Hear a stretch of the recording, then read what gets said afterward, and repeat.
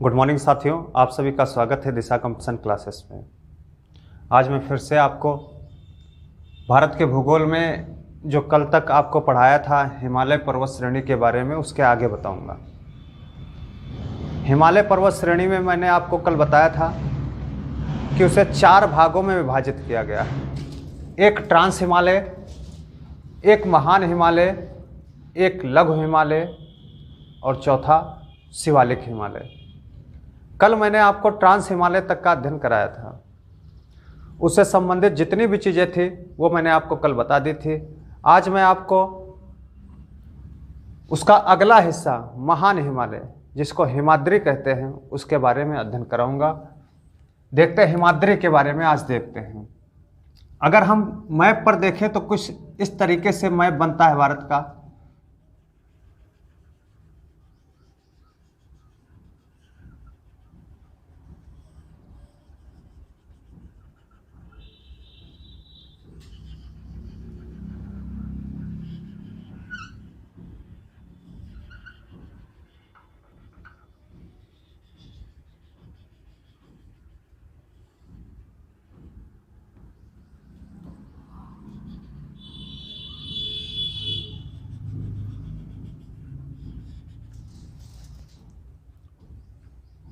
ये उत्तरी भारत है, ऊपर का हिस्सा है जिसमें हमारा हिमालय पर्वत स्थित है। उसी के बारे में हमको अध्ययन करना है। अगर हिमालय की विस्तार की बात करें तो इस तरीके से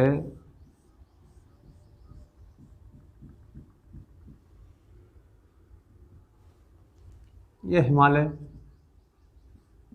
स्थित है भारत में।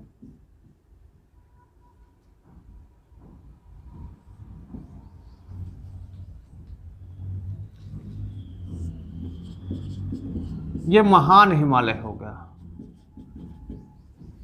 महान हिमालय, जिसको क्या कहते हैं, वृहद हिमालय या हिमाद्री, हिमाद्री का हिस्सा हो गया। इसकी हम चोटियों की बात अगर करें हम, तो चोटियों में सबसे पहले है यहां पर नंगा पर्वत स्थित है, जो इसका हिस्सा नहीं है, लेकिन नंगा पर्वत से नामचा बरवा तक, नामचा बरवा इधर कौन सा हो गया, नंगा पर्वत हो गया। यहां से लेकर के नामचा बरवा तक हिमालय की पर्वत श्रेणी स्थित है। सारी जितनी भी हिमालय की सबसे ऊंची ऊंची पर्वत श्रेणी हैं वो इसी में स्थित हैं। देखते कौन कौन सी हैं।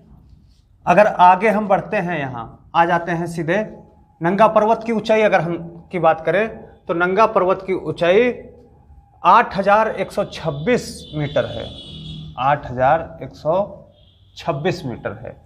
फिर उसके बाद चले आते सीधे हैं नंदा देवी, उत्तराखंड में स्थित है। कहाँ है, उत्तराखंड में है। इसकी ऊंचाई की बात करें तो 7816 मीटर है, 7816 मीटर। फिर और आगे बढ़ जाते हैं, नेपाल में चले जाते हैं। यहां पर है धौलागिरी, धौलागिरी।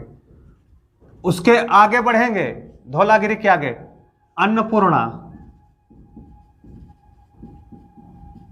अन्नपूर्णा। धौलागिरी की ऊंचाई की बात करें तो 8172 मीटर। अन्नपूर्णा की बात करें तो 8078 मीटर। और उसके आगे बढ़ेंगे अगर हम तो आगे है माउंट एवरेस्ट, इसकी है 8848 मीटर। और आगे बढ़ेंगे इसी नेपाल में ही, नेपाल के हिस्से में आगे मकालू है, मकालू पर्वत श्रेणी 8481 मीटर। और सिक्किम में अगर जाते हैं, सिक्किम में स्थित है कंचनजंगा, कंचनजंगा 8598 मीटर। फिर लास्ट में अंतिम तिब्बत में स्थित है नामचा बरवा, नामचा बरवा की है 7758 मीटर, ये तिब्बत में है। नंगा पर्वत जो है ये जास्कर पर्वत श्रेणी का हिस्सा है, जो किसका हिस्सा था? ट्रांस हिमालय का हिस्सा था। ये कुछ महत्वपूर्ण चोटियां थी। नंगा पर्वत से लेकर के नामचा बरवा तक सारी चोटियां फैली हुई हैं। इनकी ऊंचाई, इसमें आपसे पूछा जाता है सबसे ऊंची चोटी कौन सी है या कहां स्थित है, ये सारे क्वेश्चन उठते रहते हैं। ट्रांस हिमालय को महान हिमालय से कौन सी लाइन अलग करती है? ट्रांस हिमालय महान हिमालय से किस लाइन से अलग होता? तो इसको बोलते हैं सचर जोन या फिर हिंज लाइन। सचर जोन बोलेंगे या फिर इसको क्या बोलेंगे? हिंज लाइन बोलेंगे। अगर आगे इधर हिमालय की बात करें तो आगे इधर हिमालय दो शाखाओं में बट गया। एक चला गया है म्यांमार में अराकान योमा, और जो भारत में हिस्सा है, जितना भी भारत का हिस्सा है, यहां पर यह हो गया पटकोई बुरुम।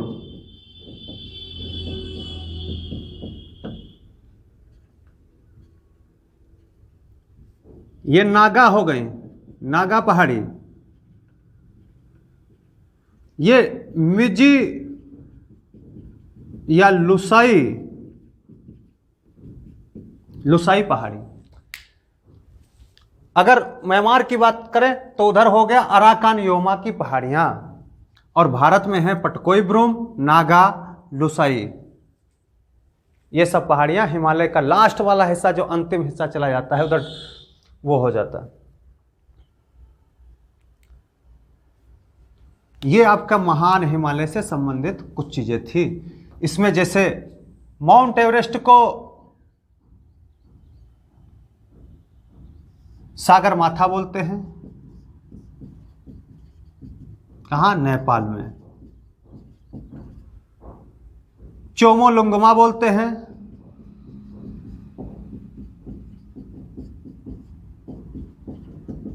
तिब्बत में। इसका मतलब है पर्वतों की रानी। यहां एक और चीज ध्यान रखना है आपको, कल मैंने बताया था K2 स्थित है, 8611 मीटर इसकी ऊंचाई है। अगर भारत की सबसे ऊंची चोटी आपसे पूछी जाती है जो हिमालय में स्थित है, तो आपका आंसर हो जाएगा कंचनजंगा। भारत की सबसे ऊंची चोटी है कंचनजंगा है। भारत की दूसरी ऊंची चोटी जो हिमालय में स्थित है तो वो हो जाएगी नंदा देवी। नंदा देवी। सिंपली अगर पूछ लिया जाता है भारत की सबसे ऊंची चोटी बताइएगा, तो K2 गाडविन अस्टिन है, जो काराकोरम पर्वत श्रेणी में स्थित है। आपको सीधे सीधे आंसर दे देना है, जो चीज पूछी जाए वही आपको आंसर देना है। ये महान हिमालय से संबंधित कुछ चीजें थी। इसके आगे फिर देखते हैं लघु हिमालय या मध्य हिमालय। आप इनको नोट कर लीजिएगा, देख लीजिएगा।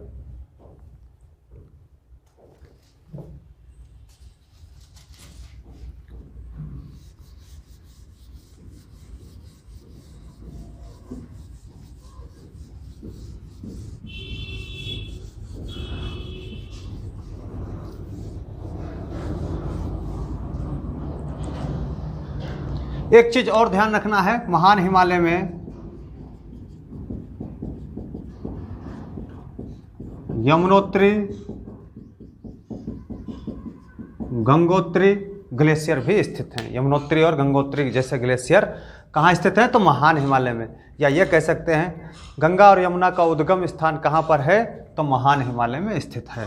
ये चीज ध्यान रखना आपको है। इसके बाद देखते हैं लघु हिमालय।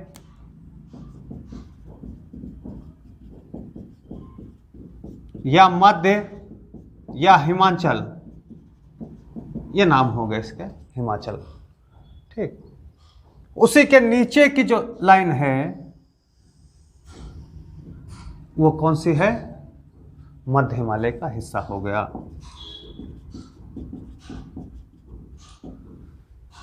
अगर इधर हम बात करते हैं यहां पर जम्मू कश्मीर वाले हिस्से में, तो पीर पंजाल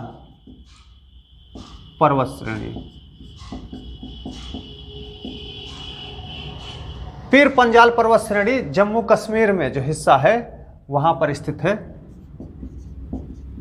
इसकी सबसे बड़ी पर्वत श्रेणी, किसकी? मध्य हिमालय की सबसे बड़ी पर्वत श्रेणी जो है पीर पंजाल यहां स्थित। फिर आगे अगर बढ़ेंगे हिमाचल और उत्तराखंड में, तो धौलाधर पर्वत श्रेणी, धौलाधर पर्वत श्रेणी ये कहां है? हिमाचल प्रदेश में है और इसी में स्थित है आपका शिमला स्थित है। और आगे बढ़ेंगे उत्तराखंड हिस्से में, तो मसूरी इसी में स्थित है। जितने भी ज्यादातर पर्यटक स्थल हैं वो सारे मध्य हिमालय में स्थित हैं। जैसे अल्मोड़ा हो गया, दार्जिलिंग हो गया, आपका डलहौजी हो गया, ये सारे पर्यटक स्थल जितने भी हैं वो सब कहाँ स्थित हैं? मध्य हिमालय या लघु हिमालय में स्थित हैं, जितने भी पर्यटक स्थल हैं। इसके आगे बढ़ते अगर नेपाल की तरफ हम चले जाते हैं, नेपाल वाला हिस्सा मान लेते हैं, ये नेपाल वाला हिस्सा हो गया। तो नेपाल में महाभारत पर्वत श्रेणी, नागटिबा पर्वत श्रेणी ये इसी में स्थित हैं। यहीं पर इसी में काठमांडू घाटी स्थित है, काठमांडू घाटी स्थित है। अगर सिक्किम वाले हिस्से में हम देखते हैं यहां पे सिक्किम में, तो यहीं पर चुंबी घाटी स्थित है, चुंबी घाटी सिक्किम। इस तरफ यहां की बात करें तो कश्मीर घाटी स्थित है, इसी हिमालय में स्थित है कश्मीर घाटी आपकी।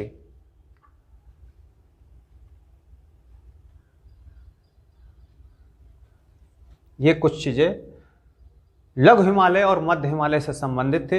इसमें कुछ घास के मैदान भी पाए जाते हैं, जैसे कश्मीर में घास के मैदान,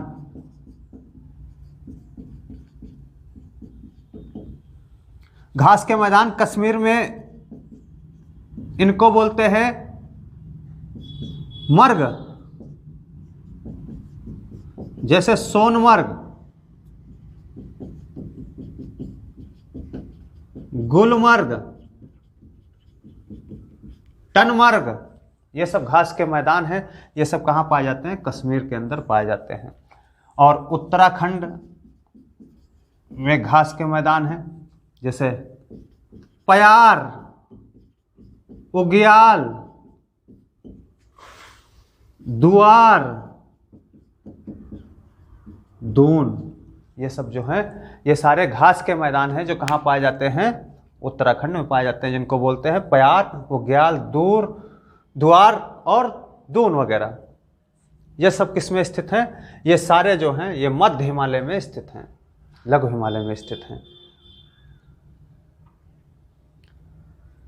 इसके बाद अगर बात करें तो मध्य हिमालय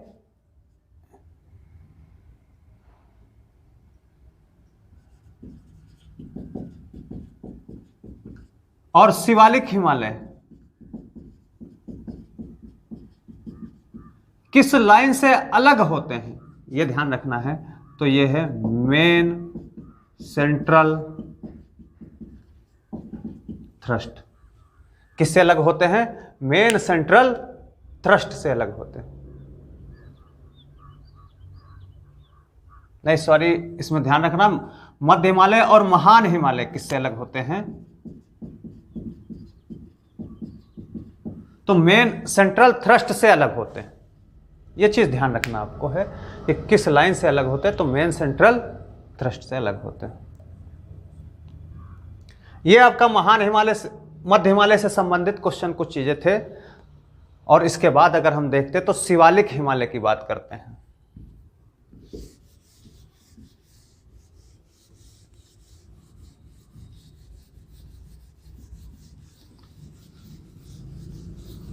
शिवालिक हिमालय सबसे नवीन पर्वत श्रेणी,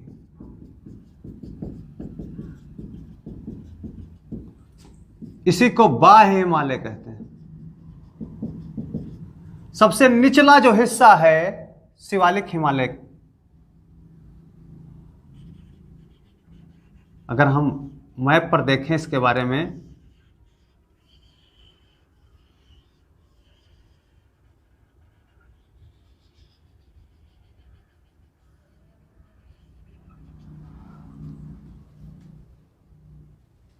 शिवालिक हिमालय सबसे निचला हिस्सा, तराई क्षेत्र जितना भी है वो सब किस में आता है? शिवालिक हिमालय में आता है।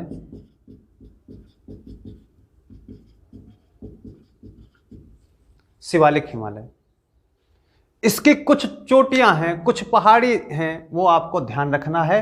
जैसे यहां पर 4 अरुणाचल प्रदेश की आपसे पूछी जाती हैं, जिसमें अगर हम बात करें अरुणाचल प्रदेश में, तो यहां सबसे पहले ये हो गई मिसमी,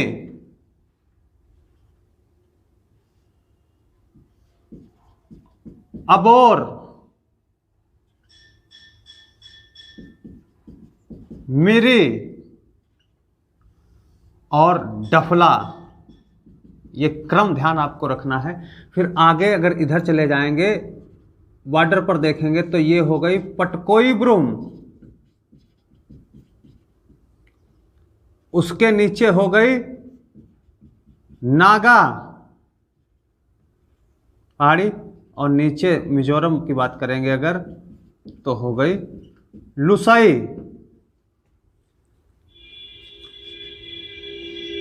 मेघालय में ध्यान रखना है, ये 3 पहाड़ियां गारो, खासी, जयंतियां, ये शिवालिक हिमालय गोरखपुर तक फैला हुआ है, गोरखपुर तक, जहां डुंडवा पहाड़ियों के नाम से, डुंडवा पर्वत श्रेणी के नाम से जाना जाता है, या चुरी मुरी पर्वत श्रेणियों के नाम से जाना जाता है। यह शिवालिक हिमालय का ही सारा हिस्सा है। सबसे नवीन पर्वत श्रेणी अगर पूछी जाती है कौन सी है, तो शिवालिक हिमालय है। और सबसे प्राचीन अगर भारत की पूछी जाती है तो अरावली पर्वत श्रेणी है। ये हिमालय के सारे पोर्शन थे।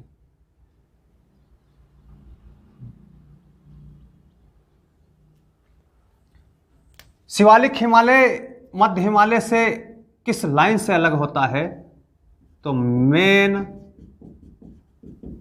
सीमांत दरार। ये किससे अलग होता है? मेन सीमांत दरार से अलग होता है। ये चीज ध्यान रखना है। शिवालिक हिमालय मध्य हिमालय या लघु हिमालय से किस लाइन से अलग होता है, तो मेन सीमांत दरार। सचर जोन हो गया, किससे अलग हुआ? ट्रांस हिमालय और बृहद हिमालय, सचर जोन से। ये शिवालिक हिमालय से संबंधित कुछ क्वेश्चन थे। इसके अतिरिक्त हिमालय को नदियों के आधार पर भी विभाजित किया गया है, जिसमें आपको देख लेना है 4 नदियों के आधार पर, 5 नदियों के आधार पर इसको विभाजित किए हैं, उसको हमें देखना है। अभी बार बार अभी पेपर में क्वेश्चन आया था, कई बार पूछा गया है, नदियों के आधार पर पूछे जाते रहते हैं क्वेश्चन। किस नदी के बीच को क्या हिमालय कहते हैं, ये चीज ध्यान रखना है। अगर नदियों के आधार पर विभाजन की बात करें तो किसने बांटा है नदियों के आधार पर? सबसे पहले तो ये जान लेना है, नदियों के आधार पर हिमालय का विभाजन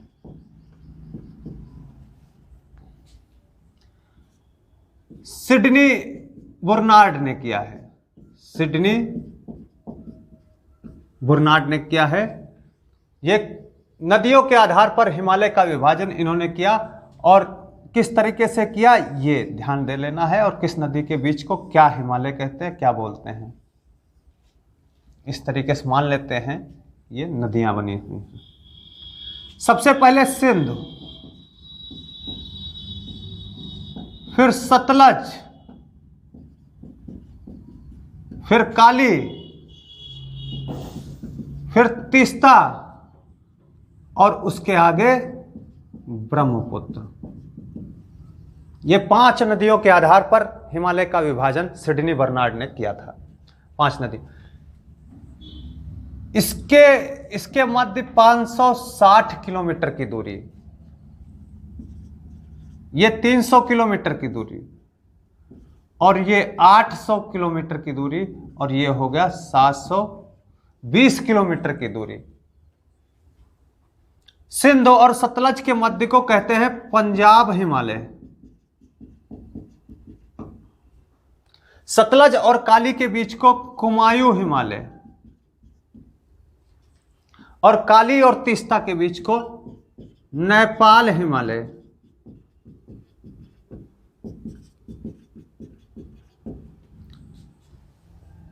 तीस्ता और ब्रह्मपुत्र के बीच को असम हिमालय कहते हैं। ये नदियों के आधार पर विभाजन किया गया। इसमें पूछा है सबसे बड़ा नदियों के आधार पर हिमालय कौन सा हिस्सा है, तो नेपाल हिमालय है। सबसे छोटा अगर बात करें तो कुमायूं हिमालय है।